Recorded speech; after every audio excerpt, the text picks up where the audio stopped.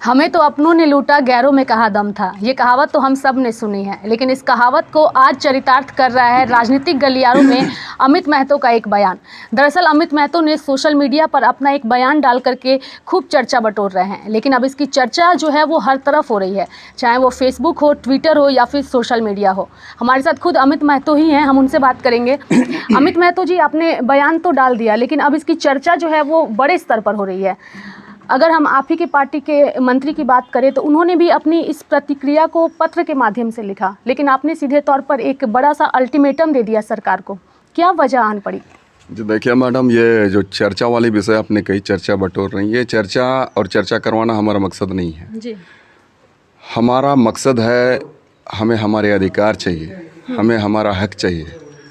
और ये हक की बात झारखंड मुक्ति मोर्चा की है। झारखंड मुक्ति मोर्चा के संविधान में उद्धृत है ये सारी चीज़ें कि कैसे हमें खतियानधारियों को तृतीय और चतुर्थ वर्ग की नौकरियों में सुरक्षित देना है, 100% योगदान करानी है।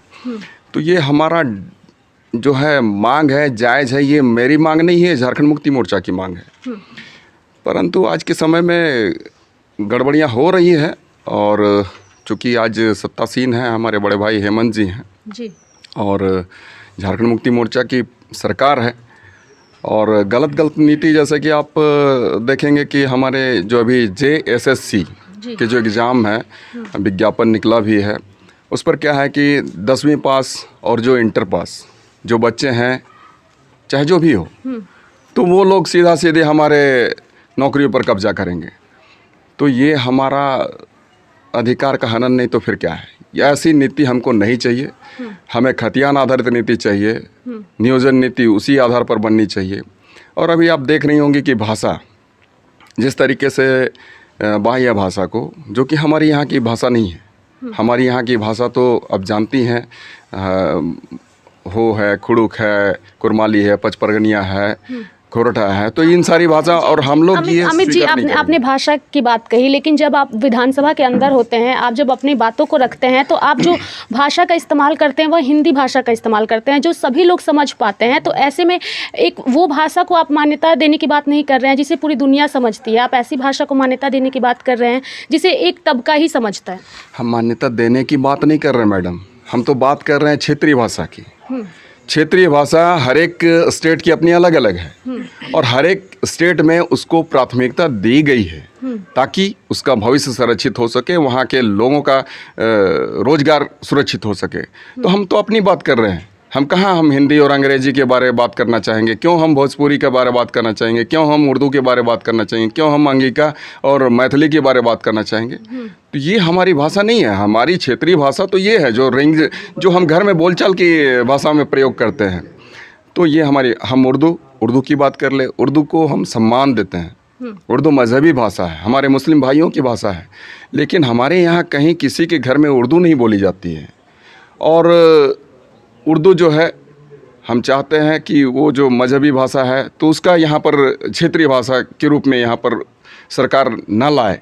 तो सरकार जो गलत तरीके से नीति नियम ला रही है, हम तो अपनी बातों को रखें कि भाई आप जो कर रहे हैं ये गलत है, और इसी के तहत हमने अपना सुनाया है, विचार दिया है, और अपनी मांग पर हम आज भी अडिग हैं। यदि आप खतियान आधारित स्थान नीति नहीं बनाते हैं, नियोजन नीति नहीं बनाते हैं, यदि आप ये 10वीं 12वीं वाली जो कक्षा वाली बात किए हुए हैं कि उनको आप रोजगार देंगे, वो अगर आप रद्द नहीं करते हैं, अगर वो भाषा के बारे में बात करेंगे, तो भाषा, बाह्य भाषा जो है उसे आप हमारी क्षेत्रीय भाषा से नहीं हटाते हैं, तो निश्चित तौर पर हम विरोध में खड़े हैं और हम इस्तीफा दे देंगे। चूँकि झारखंड मुक्ति मोर्चा हमारी पहली प्राथमिकता है। गुरुजी को देखकर हम बड़े हुए हैं, गुरुजी हमारे आदर्श हैं।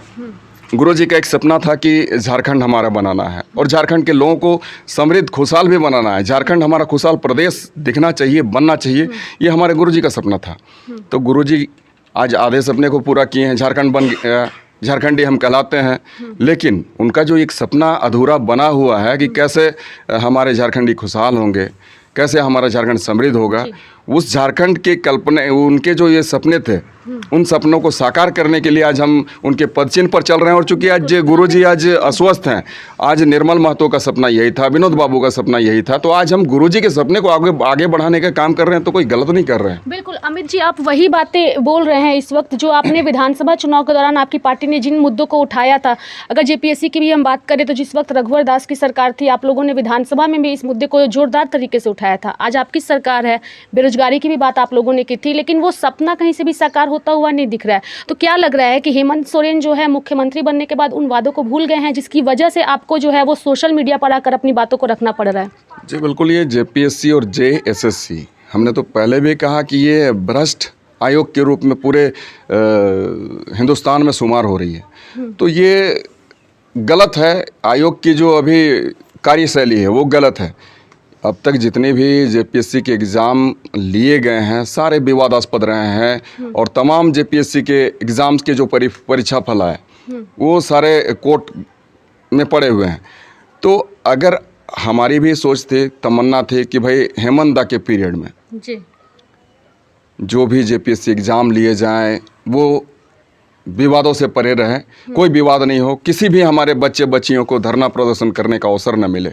और ये कैसा हमारा अब के समय में बताइए विडंबना है कि आज हमें हमारी सरकार बनी है, हमारी सरकार खुद की सरकार है, हम झारखंडी हैं और झारखंड हमारा है, और ऐसे परिस्थिति में ये जो विडंबना आ रही है कि रोज़ के रोज़ लोग धरना दे रहे हैं, तो ये हमें कतई स्वीकार नहीं है।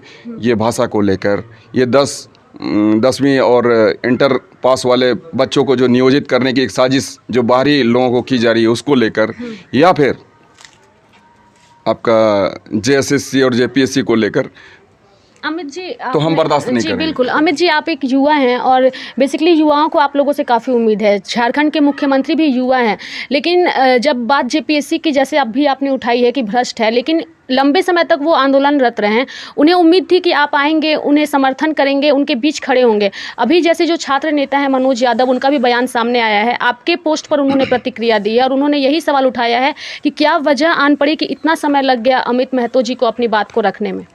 जी बिल्कुल मनोज भाई, आप आज नहीं हमें शुरू से पहचानते हैं, जानते हैं, और मनोज के साथ साथ जितने भी लोग हैं सब हमारे नाम से वाकिफ़ हैं, चेहरे से पहचानते हैं, और हम हमारी भावना क्या है, हमारी भावनाओं को आप पहचानते हैं। बिल्कुल विचारों के साथ मैं तब भी खड़ा था, भावनाओं के साथ मैं तब भी खड़ा था।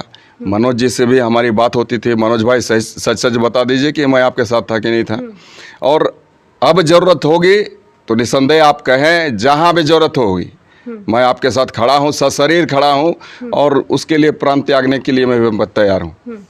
जेएमएम के मैनिफेस्टो में आप लोगों ने रोजगार की बात कही थी अमित जी, और बेरोजगारी को भी आपने मुद्दा उठाया है, लेकिन इस वक्त जो रिपोर्ट सामने आई है सेंटर फॉर वर्ल्ड इकोनॉमी की, उसमें झारखंड को तीसरे नंबर पर रखा गया है बेरोजगारी के मामले में।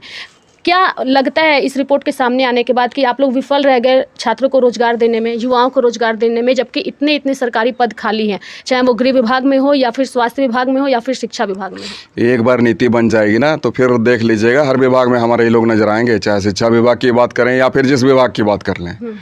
नीति का हमें भी इंतजार है, और इस इंतजार के लिए हमें जितना भी संघर्ष करना पड़े हम करेंगे। क्या लगता है कि आपके अल्टीमेटम के बाद वो जो नीति है, जो आपने समय सीमा निर्धारित की है, क्या उस समय सीमा के अंदर सरकार जो है वो नियोजन नीति जो है वो लागू कर पाएगी? बिल्कुल नियोजन नीति लागू करेगी और स्थान नीति भी लागू करेगी, खतियान आधारित नीति बनेगी, और 10वीं 12वीं गायब हो जाएगी उसकी जो बनी हुई नीति है, और जो बाह्य भाषाओं को लाया गया है वो भी ख़त्म करेंगे हेमंत जी, हम तो यही चाहते हैं। और निस्संदेह हमें लगता है, ऐसा महसूस करते हैं कि आने वाले 19 तारीख तक हेमंत दा अपना डिसीजन ले लेंगे जो कि राज्य हित में होगा। अगर एक सवाल और अमित जी, कि अभी तक क्या आपके बयान के बाद पार्टी के किसी बड़े नेता ने संपर्क किया, आप लोग आपसे बात करने की कोशिश की? सुप्रियो भैया कॉल किए थे हमें, और उनका ये कहना था कि क्या चल रहा है वीडियो, तो हमने कहा भैया सही चल रहा है, तो क्या होगा। हम कहे कि भैया से बात कर ली हेमंत दा से, और देख लीजिए, उनको समझा दीजिए। उन्होंने भी कहा कि हम बात करेंगे, यही बात है हुई। चलिए, तो आपने अमित महतो जी को सुना, जिन्होंने साफ तौर पे एक बार फिर से लाइव लगातार के साथ बात करते हुए इन्होंने सरकार को अल्टीमेटम दिया है और इसके साथ ही उन्होंने यही कहा है कि अगर सरकार स्थानीय नीति नियोजन नीति लागू नहीं करती है तो वो पार्टी से इस्तीफा देंगे। अब देखने वाली बात होगी कि आगे आने वाले समय में हेमंत सोरेन सरकार की ओर से इस पर क्या कुछ फैसले जो हैं वो लिए जाते हैं और आने वाले समय में इस पूरे मामले पर किस तरीके से राजनीति होती है, ये भी देखने वाली बात होगी। आप देखते रहिए लाइव लगातार। न्यूज अपडेट के लिए आप हमारे चैनल को सब्सक्राइब करें।